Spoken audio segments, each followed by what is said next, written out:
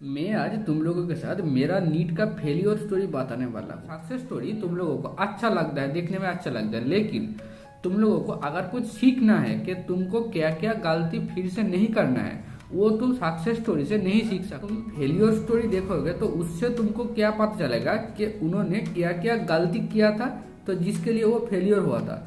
तो इसीलिए मैं आज तुम लोगों के साथ मेरा फेलियर का मतलब जो रीजन था वो तुम लोगों के साथ शेयर करने वाला हूँ। ठीक है, मैं एक छोटा सा गांव का लड़का हूँ। ठीक है, तो छोटा मतलब बचपन से मैं बंगाली मीडियम का स्टूडेंट था एंड क्लास 10th के बाद मैं एक छोटा सा शहर में चला गया था। वेस्ट बंगाल में बाडवान नाम का एक शहर है, ठीक है, सिटी है।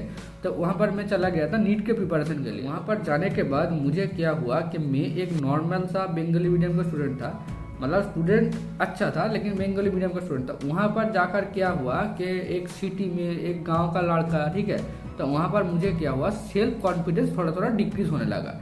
कि वहाँ पर क्या था, बहुत सारे इंग्लिश मीडियम का स्टूडेंट, ठीक है, बहुत मतलब हमारा स्कूल में जितना स्टूडेंट नहीं था वहाँ पर ट्यूशन में उससे ज़्यादा स्टूडेंट है। तो ये सब देख के मुझे और डर लगने लग गया था। ठीक है, तो मुझे लगता था कि वो ज़्यादा पढ़ रहा है, ये ज़्यादा पढ़ रहा है, ये मतलब इन सारे स्टूडेंट के अंदर मैं कुछ नहीं कर सकता। मैं तो एक छोटा सा गांव का लड़का हूँ, मैं सिर्फ बंगाली जानता हूँ, हिंदी भी उतना अच्छा से नहीं आता कि यूट्यूब से मैं थोड़ा बहुत लेक्चर देख लूँ। यार मेरा कोई स्मार्टफोन भी नहीं था। तो मेरा वहाँ पर जाके मेन क्या प्रॉब्लम था, मैं डर गया था। ठीक है, तो इससे मुझे क्या हुआ कि मतलब मैं रनिंग में 11th एंड 12th में मैं नीट का प्रिपरेशन किया ही नहीं, क्योंकि मुझे एक डर हो गया था कि मतलब अगर मैं नीट का प्रिपरेशन करूँगा तो मुझे मेरा बोर्ड खराब हो सकता है। तो इस डर के कारण मैं क्या किया, नीट के प्रिपरेशन 11th एंड 12th में किया ही नहीं, सिर्फ बोर्ड्स का प्रिपरेशन करते गया। तो मेरा बोर्ड्स में 90.4% मार्क्स आया था एंड मतलब तब टोटल एग्जाम ऑफलाइन में होता था, कोरोना नहीं था, है ना। तो मतलब ठीक है, लेकिन मेरा नीट में 2019 में क्या आया था, मार्क्स आया था 332। तो ये मार्क्स आया था। तो मतलब नीट 2019 में मेरा फेलियर का कारण तो सिर्फ यही था कि मैंने प्रिपरेशन किया ही नहीं, इसमें उतना कुछ नहीं है। तो इसके बाद आता है मेरा असली फेलियर स्टोरी, जो तुम लोगों को जानना जरूरी है। तो क्या हुआ, नीट 2019 के बाद मुझे तो ऐसा मतलब था ही कि मैं एक साल ड्रॉप करूंगा, क्योंकि मैं सोच ही लिया था कि मैं रनिंग में प्रिपरेशन नहीं करूंगा, क्योंकि इससे मेरा बोर्ड एग्जाम खराब हो सकता है। तो ये सिर्फ मेरा नहीं, ये मेरा जैसा बहुत सारा और भी स्टूडेंट का ये प्रॉब्लम है। तो छोड़ो उसको एंड आते हैं नीट 2020 में। तो यहाँ पर आने के बाद मुझे क्या क्या क्या प्रॉब्लम हुआ वो देखो। तो मैं जहाँ पर गया था वहाँ पर क्या था, टीचर्स के स्टूडेंट बहुत ज़्यादा थे, मतलब वहाँ पर टीचर्स बहुत ज़्यादा फेमस है। ठीक है, एक एक ट्यूशन में 200 300 ऐसा स्टूडेंट है, मतलब 2-3 बैच होता था, एक एक बैच में 100 के आसपास स्टूडेंट होता था एंड फीस था 1000 पर मंथ, 2000 पर मंथ, इस टाइप का फीस था। तो ये देखकर मुझे लगता था कि मतलब इतना सारा स्टूडेंट एक टीचर के पास जा रहा है तो मतलब टीचर अच्छा ही होगा। लेकिन उसका असलियत मुझे बाद में पता चला था। ठीक है, तो मैं एचएस के बाद सोचा था कि मैं आकाश या एलएन में जाकर प्रिपरेशन करूंगा, लेकिन मैं जिन टीचर्स के पास मैंने एचएस किया था, मतलब एचएस करने के टाइम भी मुझे उन टीचर्स को मतलब अच्छा नहीं लगता था। मेरा chemistry and biology totally wasted हो गया था उन टीचर्स को फॉलो करने के कारण। तो मतलब तब भी मेरा ऐसा होता था कि मेरा केमिस्ट्री एंड बायोलॉजी नहीं हो रहा था, फिर भी मुझे लगता था कि मेरा ही गलती है, क्योंकि इतना सारा स्टूडेंट पढ़ रहा है तो टीचर के अंदर कुछ गलती नहीं हो सकता। लेकिन बाद में मुझे पता चला था कि मतलब 90% स्टूडेंट का यही गलती है। लेकिन एक बार टीचर का मतलब नाम हो गया था, इसीलिए मतलब सारे स्टूडेंट बार बार के उधर ही जा रहा था। तो मेरा मेन जो फेलियर का कारण था नीट 2020 में, हुआ था मेरा रॉन्ग गाइडेंस। ठीक है, मुझे कोई अच्छा गाइडेंस नहीं मिला, कोई अच्छा कोचिंग नहीं मिला। तो मतलब मैंने लोगों को देखकर ही उन टीचर के पास ही रह गया था। मुझे लग रहा था कि मुझे नहीं हो रहा है, मेरा नहीं हो रहा, फिर भी मैं उन टीचर्स को नहीं छोड़ा। ठीक है, तो मैं उन टीचर्स के पास ही मतलब उन टीचर्स ने क्या करता था कि नीट के कोचिंग के नाम पे हम लोगों को बताता था कि तुम घर से एनसीईआरटी पढ़ के आओ। वो सिर्फ एनसीईआरटी का एक रीडिंग बोल देता, ठीक है, मतलब थोड़ा एक रीडिंग बुक पढ़ दिया एंड उसके बाद एक हर वीक में एक टेस्ट होता था। मतलब तुम घर से पढ़ के आओ, वो सिर्फ टेस्ट लेंगे एंड टेस्ट के फीस भी अलग से लेंगे। ठीक है, मतलब 2000 पर मंथ फीस है एंड 10 रुपीज पर टेस्ट। तो ऐसा चलता था सिस्टम। तो इसलिए मेरा मेन फेलियर का जो कारण है, मतलब मेरा अगर फॉल्ट 50% था एंड मैं अभी भी मानता हूँ कि उन टीचर्स के कारण मेरा मतलब 50% फेलियर का कारण उन टीचर्स है। मुझे पता है कि टीचर्स को रिस्पेक्ट करना चाहिए, लेकिन मैं हर टीचर को रिस्पेक्ट नहीं कर सकता हूँ। मैं तो अलग sir, Torum sir, Monish sir, Sarvesh sir, Pankaj sir, इन टीचर्स को मतलब मैं गॉड मानता हूँ। लेकिन जिन टीचर्स ने मेरा इतना बड़ा नुकसान किया है उन टीचर्स को मैं कभी रेस्पेक्ट नहीं कर सकता। ये बात तुम लोगों को बुरा लगा है तो मुझे माफ कर देना, मैं सॉरी बोलता हूँ, ठीक है। और नेक्स्ट पॉइंट क्या आता है, नेक्स्ट पॉइंट है मैं गाँव से वहाँ पर जाके क्या था, गाँव में मेरा हम लोगों का एक ट्यूशन में क्या होता है 20 मतलब हार्डली 30 स्टूडेंट होता था। लेकिन वहाँ पर जब मैं गया तो क्या हुआ, एक एक बैच में 100-200 ऐसा स्टूडेंट था।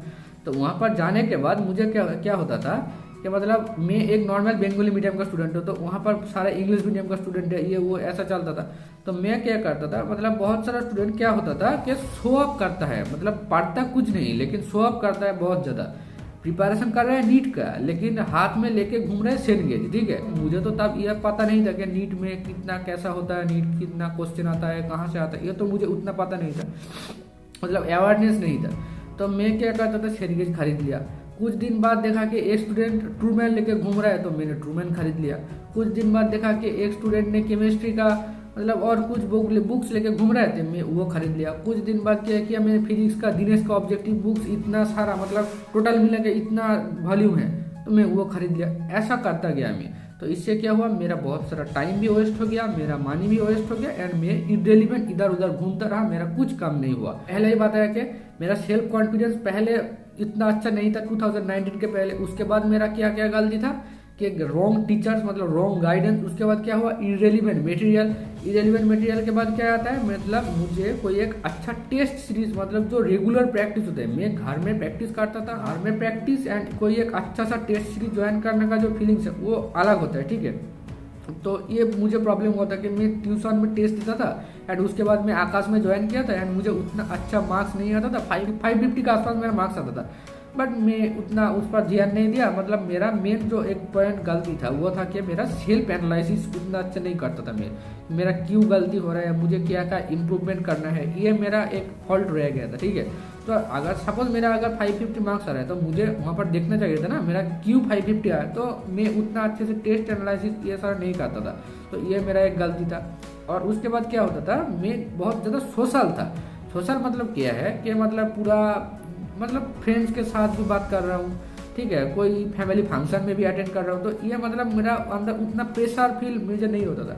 तो ये देखो, तुम लोगों को जब तुम नीट का प्रिपरेशन कर रहे हो तो तुमको प्रेशर फील नहीं करना चाहिए, ये बात मुझे मानता हूँ। लेकिन उतना भी मतलब अगर तुम ड्रॉपर हो तो तुमको ये भी नहीं होना चाहिए कि तुम वो वाला फीलिंग्स नहीं है कि तुम फेलियर हो, ये वाला फीलिंग्स थोड़ा बहुत चाहिए, ठीक है। तो ये मेरा अंदर उतना नहीं था, क्योंकि मुझे तो पता ही था, मैं तो पहले से ही पकड़ लिया था कि मैं ड्रॉप लेकर ही प्रिपरेशन करूँगा। तो इसीलिए मेरा क्या हुआ था, मैं जब पहली बार ड्रॉप ले रहा था तो मेरा क्या था, मतलब मैं एक फेलियर स्टूडेंट हूँ, ये मुझे तब फील नहीं होता था, इसलिए कि मैं जस्ट एक प्रिपरेशन कर रहा हूँ, इस टाइप का सोच रहा था।